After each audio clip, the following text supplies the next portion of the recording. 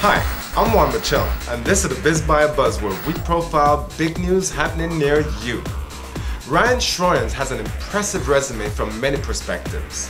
He's president of the PA Shop, London's premier source for audio, visual, and lighting equipment, owner of 2 state-of-the-art recording studios, and founder of Canada's largest DJ trade show amongst the top 3 in North America. We are pleased to welcome him to the BizBioBuz.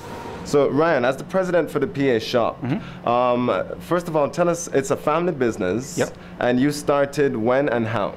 PA Shop has been around for many years. I started with the company back in 1994, I believe it was, and back in those days, the company was known more strictly for concerts, festivals, that type of thing. So, coming out of school, I was involved in doing all kinds of those types of things. So, summer festivals out in the summertime here, like we have in Victoria Park. Right.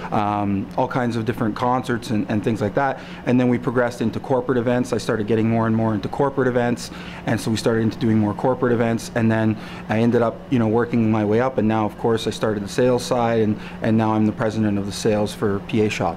So. And we understand that for 5 consecutive years, the sales for the PA Shop has increased at least 100% each year. Yeah, we've seen tremendous growth. More so than probably a lot of companies in this region, and there's a lot of different factors to that. But yeah, we've seen at least 100% or more growth in our sales in all areas. Retail, online. Online has been huge, especially this past year. We've increased our SEO, we've increased our marketing team, a number of factors, and we've really seen dramatic growth in our online sales. And you also do setups and installations, not just here locally, but all across the province as well. Oh yeah. Oh, we're not only Ontario-wide, we're Canada-wide, and we're bonded into the U.S. as well, so we can operate in the United States. We can do shows and stuff down there. Most of our sales and installation stuff takes place in Ontario. Most of it in southwestern Ontario. Our online sales is national, coast to coast, mostly in Canada. But yeah, all of our concerts and corporate events and shows and festivals that we do, we're North America wide. So if you started in 1994, you started DJing around 1999, correct? Yeah, I really I did a few gigs in the early to mid 90s, but yeah, I really started DJing in 99, in 98, 99, and then it went from there into the 2000s. So what prompted you to found the DJ trade show? Well, having been a DJ for so many years and having kind of gotten away from the DJ scene to grow my other businesses, to be honest, I was missing it a little bit. And so, because it's of course a fun industry to be in, so I wanted to get back to it a little bit. And so, getting back into it and wanting to give back to my peers, give back to the industry. There's so many other conferences going on all over the world, Amsterdam, Miami, Las Vegas. Right. Canada's got nothing. We have no conference for DJs, no conference for DJ culture, nightlife culture, music, electronic and urban music producers.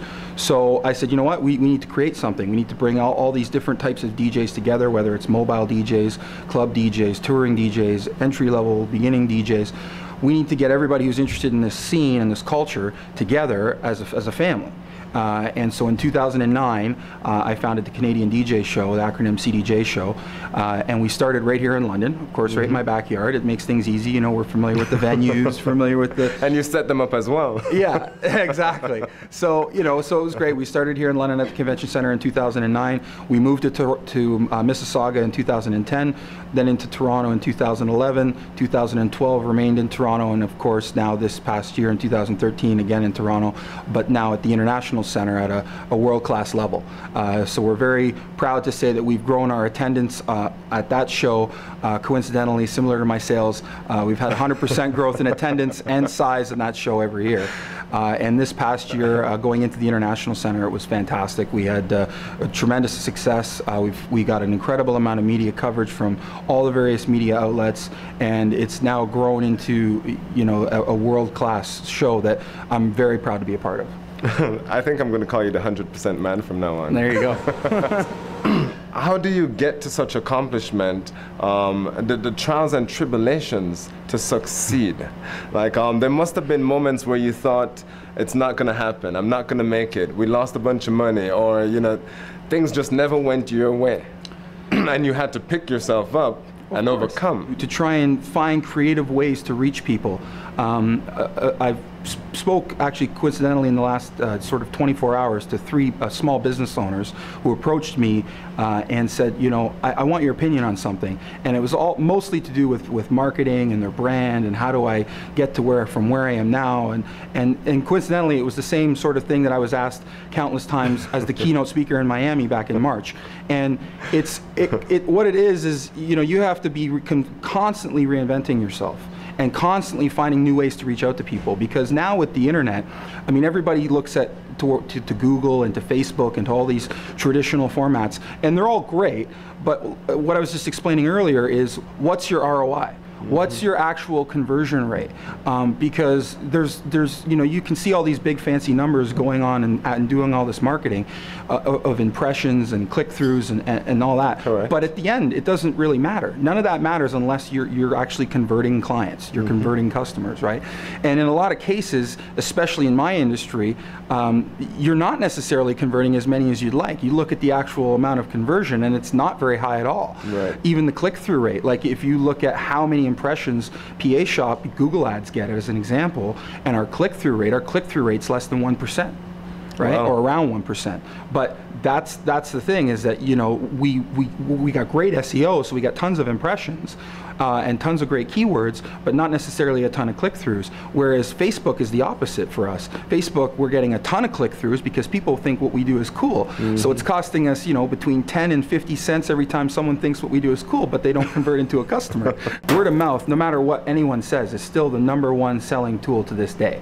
So if you take care of your existing customers, they will take care of you and reward you by telling people, hey, when someone goes up to someone and says, hey, you know, my buddy's getting married, you know, I need a screen. You know, oh yeah, you got to go see those guys at the PA Shop. You know, they have all that stuff, screens, projector, yeah, no problem. You know, but you're not going to get that referral if that's the guy that bought a $20, you know, thing that didn't work, and then, you know, because it was only $20, no one took care of the guy, right? I mean, now you've lost another potential customer and another potential customer, because it's, you know, it doesn't stop with one referral, right? Now that person that had their wedding will have their wedding, and someone who's there will be getting married a month later, and they'll go, oh, where did you rent that screen? You know, that's a great idea. I'd love to put that collage together for me and my wife. And, oh, I got it at the PA Shop. Boom, 2 referrals now. So yeah, but just by maintaining your own client base and making sure that your clients are happy and doing proper follow-up, it can internally grow the referrals and grow your business naturally. You don't even have to go out and pay to access. You still will, but not as dramatically. You'll see an increase. You'll see an ongoing increase in business just by maintaining your existing internal client base. Long as you keep good partnerships, good relationships, and you know, a good head on your shoulders, you can be 100% successful and get some 100% numbers like our man here, Mr. Ryan Schroeyens. Absolutely. Thanks for coming on the show today. No problem at all. So, as you can see, Ryan has had remarkable success in his ventures. Through passion and perseverance, he has built his business into an icon of the industry, serving as a fantastic example for entrepreneurs of all calibers. Thanks for watching the BizBioBuz, and be sure to tune in next time.